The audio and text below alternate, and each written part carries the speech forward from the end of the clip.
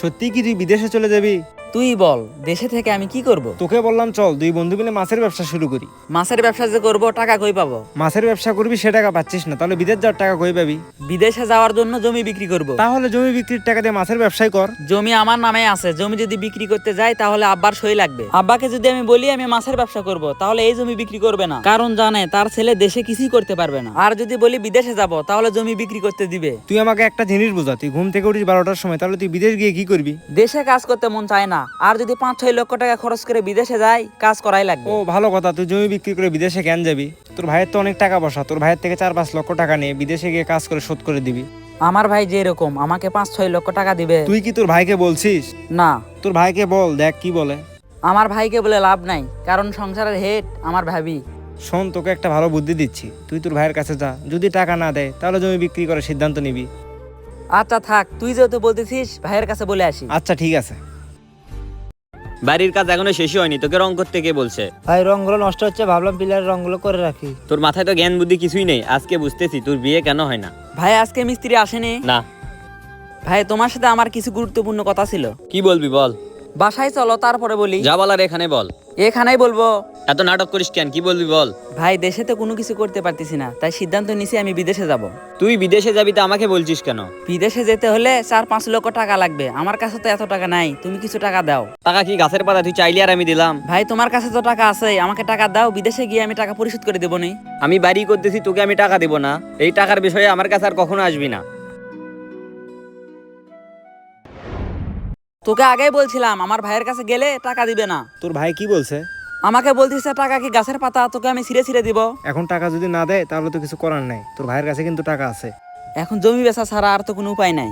রাস্তার সাইডে জমি, এত ভালো জমি বিক্রি করে বিদেশে যাবি? এখন কি করবি বল, দেশে তো কোনো কিছু করতে পারতেছি না, বিদেশে যেতে হলে জমি বিক্রি করাই লাগবে। জমি কার কাছে বিক্রি করবি? দেখি কার কাছে বিক্রি করা যায়। তুই একটা কাজ কর, সুমন ভাইয়ের কাছে যা, সুমন ভাই রাস্তার সাইডে জমি খুঁজতেছে, কারখানা দিবে। সুমন ভাই কি এখন বাসায় আসা? মনে হয় আছে। কয় শতক জমি বিক্রি করবি? 5 শতক বিক্রি করব, বাড়িও ঠিক করা হবে, বিদেশেও যাওয়া হবে। তুই তাহলে এই বিষয়ে সুমন ভাইয়ের সাথে কথা বলে আয়। আচ্ছা থাক, সুমন ভাইয়ের সাথে এই বিষয়ে কথা বলে আসি। আচ্ছা ঠিক আছে।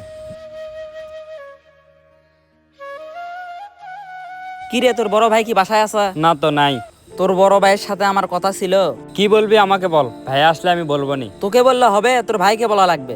কি এমন কথা যে আমাকে বলা যাবে না? আরে তেমন কিছু না, জমি বিক্রি করবো তো এই কারণে তোর ভাইয়ের কাছে আসা। আচ্ছা ঠিক আছে, ভাইয়া আসলে আমি বলবো নি। জমি কেন বিক্রি করবি? বিদেশে যাব তো এই জন্য জমি বিক্রি করব। ভাইয়া কিছুক্ষণের মধ্যে আসবে, ভাইয়া আসলে ভাইয়াকে নিয়ে তোর কাছে যাবো নি। মনে করে একটু বলিস, তোর ভাইয়া যদি জমি না নেয় তাহলে আমি অন্যজনকে বলবো। এটা হচ্ছে আমার ভাইয়ের জায়গা, এটা হচ্ছে আমার জায়গা। আমার ভাইয়ের টাকা আছে, এজন্য বাড়ি করতেছে। আমার টাকা নাই, আমি বিক্রি করে বিদেশে যাচ্ছি। এখন আপনি বলেন, আপনি কি জায়গা নিতে পারবেন? জায়গা নিব না কেন, অবশ্যই নিব। আমার স্বপ্ন রাস্তার সাইডে একটা কেকের কারখানা দিব। সুমন ভাই, আমি তো কোনো কাজ করি না, আপনার কেকের কারখানায় আমাকে একটা কাজ দিন। এখনো জায়গায় কিনেনি, কারখানায় দেয়নি, আর তোকে কাজ দেবে না। আমি তো এখন কাজ দিতে বলিনি, কারখানা দিলে কাজ দেবে। আচ্ছা নে, কারখানা দিলে কাজ দিবহিনি। আর কাগজপত্র তুমি রেডি করো, আর কত করে শতক নিবে সেটাও বলো। ভাই আপনি কত করে দিবেন বলেন? কয়দিন আগে নাসির ভাই ওই জমি 1,20,000 টাকা শতক বিক্রি করলো, তুমি কত করে নিবে বলো। ভাই ওই জমিতে 2 মাস আগে বিক্রি করছে, এখন আপনি কত দিবেন বলেন? আচ্ছা আমি 10,000 টাকা বেশি দিবহিনি, তুমি কাগজপত্র রেডি করো। ঠিক আছে ভাই। তুমি কাগজপত্র রেডি করে আমার ছোট ভাইকে খবর দিও। আচ্ছা। আচ্ছা আমি গেলাম। রাজু ভাই কি অবস্থা? এই তো ভালো, তোর কি অবস্থা? আমি ভালোই আছি। আপনার টাকা পয়সা কমে গেছে নাকি? টাকা কমে গেছে মানে? আপনি থাকতে আপনার ভাই অন্যজনের কাছে জমি বিক্রি করতেছে। অন্যজনের কাছে জমি বিক্রি করতেছে মানে? ভাই আপনি জানেন না, সুমন ভাইয়ের কাছে জমি বিক্রি করতেছে আপনার ভাই। আমার ভাই অন্যজনের কাছে জমি বিক্রি করতেছে আর আমি জানি না? আপনার ভাই তো আপনাকে সম্মানই করে না, জমি বিক্রি করতেছে আপনাকে একবার বলার প্রয়োজনও মনে করেনি। আচ্ছা থাক। তুই নাকি সুমন ভাইয়ের কাছে জমি বিক্রি করতেছিস? হ্যাঁ। জমি কেন বিক্রি করতেছিস? জমি বিক্রি না করলে আমি বিদেশে কেমনে যাব? বিদেশ যাওয়ার জন্য জমি বিক্রি করা লাগবে? জমি বিক্রি না করলে আমি বিদেশে কেমনে যাব? তোমার কাছে তো আমি টাকা নিতে গেলাম, তুমি তো টাকা দিলে না। তুই একটা কাজ কর, সুমন ভাইকে নিষেধ কর, জমি আমি নেব। জমি তুমি নেবে মানে?